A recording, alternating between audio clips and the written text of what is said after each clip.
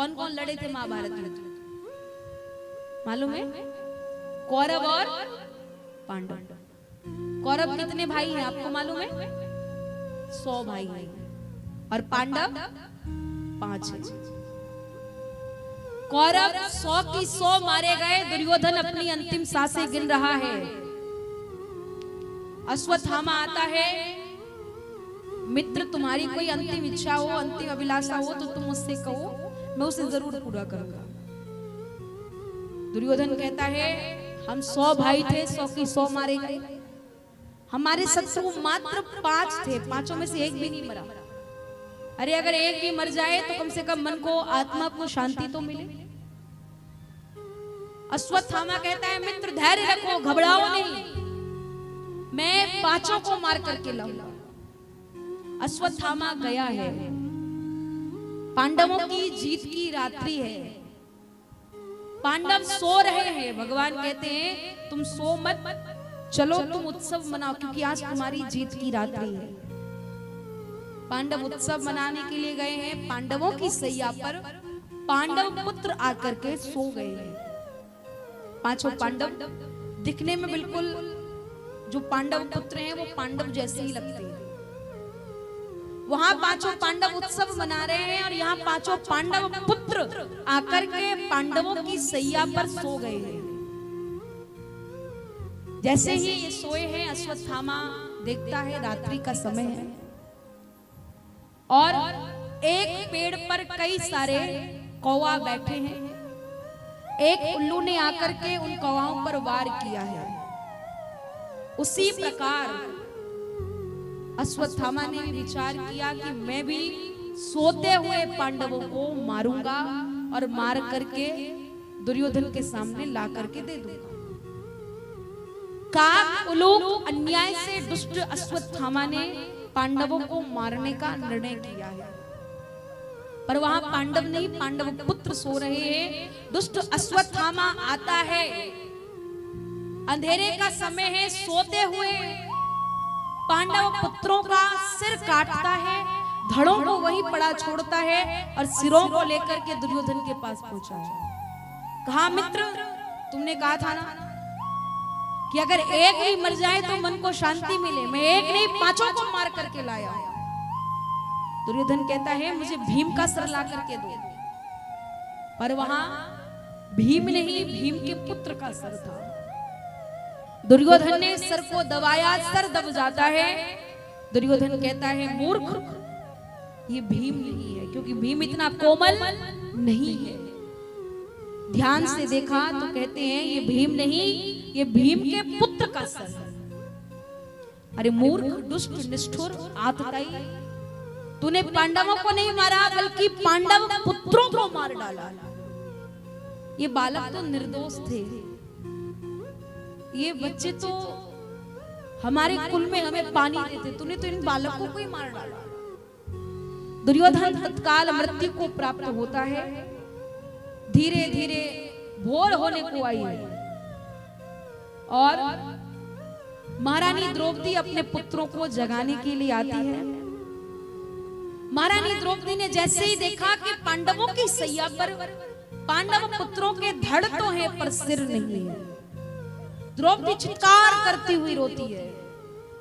माता शिशूनाम निधनम सुसाना निशम्य घोरम परितप्यमाना तदा रुद्रद्वास्पकला कुलाक्षी ताम सांत्वयन्ना किरीटमाली। जैसे ही देखा कि जहां पांडव पुत्र तो हैं पर धड़ ही पड़े हैं, सिर नहीं। अर्जुन ने सुना कि द्रौपदी रो रही है, तत्काल अर्जुन आते हैं और द्रौपदी को धैर्य बधाते, कहते देवी चिंता मत करो, जिसने भी हमारे 5 पुत्रों को मारा है मैं उसे जीवित नहीं छोड़ूंगा। अर्जुन समझ जाते हैं कि यह काम अश्वत्थामा ने किया है।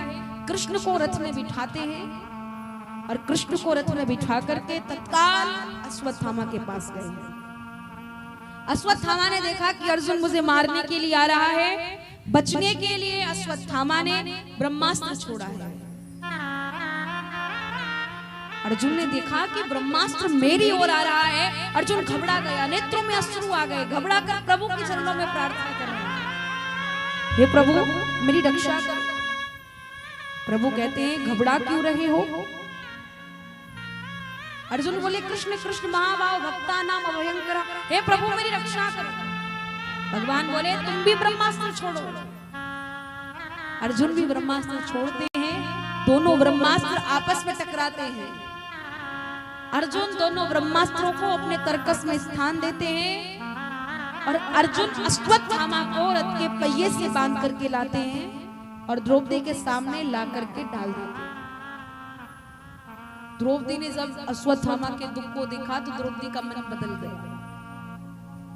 द्रौपदी कहती है मुच्यता में ब्राह्मणो नितराम, इसे मत मारो, ये ब्राह्मण है, गुरुपुत्र है। जैसे ही कहा इसे मत मारो, ये ब्राह्मण है, गुरुपुत्र है। भीम कहता है या तो तू मार, नहीं तो मैं मार डालूंगा। अर्जुन किसी की भी नहीं सुनता है, प्रभु के चरणों में जाकर के प्रभु से प्रार्थना करता है, प्रभु क्या करना चाहिए? प्रभु कहते हैं ब्रह्मबंधुर न हंतव्य आतताई वधार हणा, मैं वो भय मामनातम परिपायानु शासनम। ये ब्राह्मण है, इसे मत मारो, ये आतताई हत्यारा है, इसे छोड़ो भी मत, मारो भी, छोड़ो भी, मारो भी मत, छोड़ो भी मत। अर्जुन तत्काल अश्वत्थामा के सर के बालों को मोड़ता है, आदि मूछों को मोड़ता है, यहाँ मस्तिष्क में मणि है उसको निकाल करके अश्वत्थामा को एक धक्का मारता है और सभा से बाहर फेंक देता है। अश्वत्थामा कहता है इन्होंने मेरा सभा में अपमान किया है ना, तो मैं भी इनके कुल में किसी को पानी देने के लायक नहीं छोड़ूंगा। इसी को कहते शत्रुता। एक बार जब हो गई तो वो मिटने वाली नहीं है। भगवान ने ऐसा क्यों किया? किसको मारो मत, इसका अपमान करो। इसलिए भगवान ने ऐसा कहा, अर्जुन ने ऐसा किया कि आप किसी को चोट पहुंचा दो, चोट ठीक हो गई, वो बात को भूल जाएगा, उसको नहीं याद रहेगा। पर आप किसी को कुछ अपशब्द कह दो, वो कभी भी उस चीज को नहीं भूलेगा।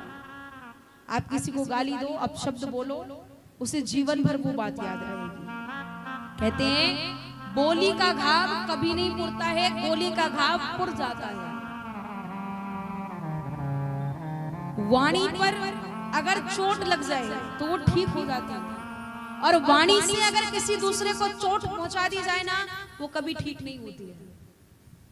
इसलिए कहते हैं जो बोलो पहले तुम तोलो, फिर मुंह को खोला करना, और भला किसी का कर ना सको तो बुरा किसी का मत करना। अच्छा करो, भला करो, बुरा किसी का भी मत करो। महाराज अश्वत्थामा कह रहा है कि जब अभिमन्यु मारा गया था तो अभिमन्यु की पत्नी उत्तरा गर्भवती थी। उसके गर्भ में जो बालक है मैं उसे मार डालता हूं। इधर कृष्ण द्वारिका जाने के लिए रथ में बैठे हैं और उत्तरा रोती बिलखती हुई आती है। पाहि पाहि महायोगिन देवदेव जगतपते नान्यम त्वद्भयं पश्ये यद्य मृत्यु परस्परम। हे हरि, हे प्रभु मेरी रक्षा करो। भगवान कहते हैं क्या परेशानी है? उत्तरा कहती है मेरे गर्भ में जो पांडव कुल का दीपक पल रहा है, वो छोटे से बालक को प्राणों का संकट है प्रभु, उसके प्राणों की रक्षा करो। भगवान तत्काल उत्तरा के गर्भ में प्रवेश करते हैं। सबसे पहले अश्वत्थामा के ब्रह्मास्त्र का हनन किया, जो बालक निर्जीव है उसको सजीव किया, और बालक को मां के गर्भ में अपना चतुर्भुज रूप का दर्शन प्रभु ने कराया है। बोले भक्तवत्सल भगवान की जय हो। प्रभु उत्तरा को स्वस्थ करते हैं। उत्तरा के गर्भ से बाहर आए हैं। कुंती समझ जाती है कि ये कोई साधारण नहीं, ये तो भगवान है। कुंती प्रभु की स्तुति करती है, प्रभु की वंदना करती है। हे अखिल गुरु मैं आपको प्रणाम करती हूँ। भगवान कहते क्या कह रही हो गुरु? बोले हाँ हे हरि, हे भगवान मैं आपको नमन करती हूँ। कन्हैया कहते मैं भगवान नहीं हूँ, अरे मैं तो तुम्हारे भाई का बेटा हूँ और मुझे माफ करो। कुंती कहती है ना तो आप किसी के भाई के बेटा हो, ना आप किसी के भाई हो, ना आप किसी के पुत्र हो, अरे आप तो सबके पिता जगत पिता परमात्मा हो। न जाने मैंने आपसे भूल में क्या क्या कह दिया होगा, इसलिए कि आप मेरे भाई के बेटा हो, मुझे नहीं मालूम था, पर आज मुझे पता चला है, तो प्रभु मुझे माफ कीजिएगा। प्रभु कहते हैं अगर मैं भगवान हूं तो मुझसे कुछ मांगो। कुंती बोली नहीं मुझे कुछ नहीं चाहिए, अगर देना चाहते हो तो मुझे मात्र दुख दे दो। कन्हैया बोले नहीं, जन्म से अभी तक दुख ही दुख पाया है और आज भी दुख मांग रही है। नहीं मैं दुख नहीं दूंगा। कुंती बोली तो मुझे सुख भी नहीं चाहिए, क्योंकि सुख के माथे सिल पड़े जो नाम हृदय से जाए, और बलिहारी वा दुख की जो मोहे पल पल नाम जपा। बलिहारी वा दुख की जो पल पल नाम जपाए। कहती है मुझे सुख नहीं चाहिए। अरे सुख आया तो आप मुझे छोड़ करके जाने लगे, और जब दुख था तो आप मेरे साथ मेरे पास थे। प्रभु बोले अच्छा ठीक है, हम आज नहीं जाएंगे, हम कल जाएंगे।